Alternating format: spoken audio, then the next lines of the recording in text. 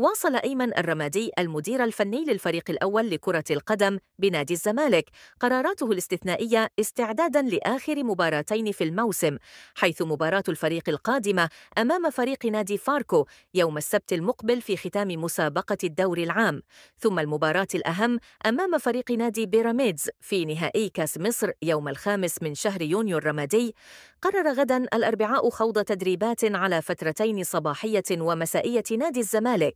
علم مسؤولي اتحاد الكرة أن يوم وقفة عرفة الذي سيلعب فيه نهائي كأس مصر بين الزمالك وبيراميدز هو يوم يصوم فيه المسلمون، وأذان المغرب في هذا التوقيت يؤذن عند 8:10 تقريبا، والمباراة ستكون في 8 مساء، أي أن اللاعبين والأجهزة الفنية والجمهور لن يستطيعوا خوض المباراة بصورة طبيعية، وعليه لأننا متأكدون أنه من الصعب تعديل موعد اللقاء. نطالب فقط بتعديل توقيته ليكون مثلا في 10 مساء،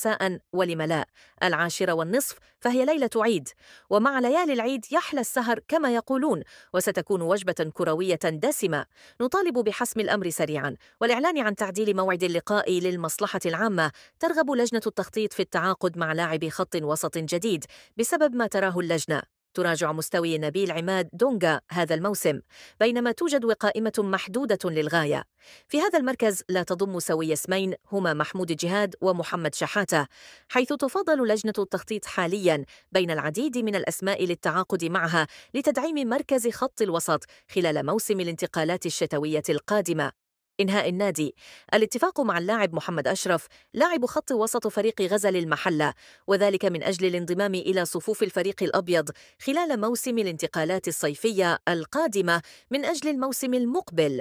بينما يستعد نادي الزمالك للدخول في مفاوضات مع نظرائهم بالمحلة لضم اللاعب، خاصة مع مزاياه العديدة منها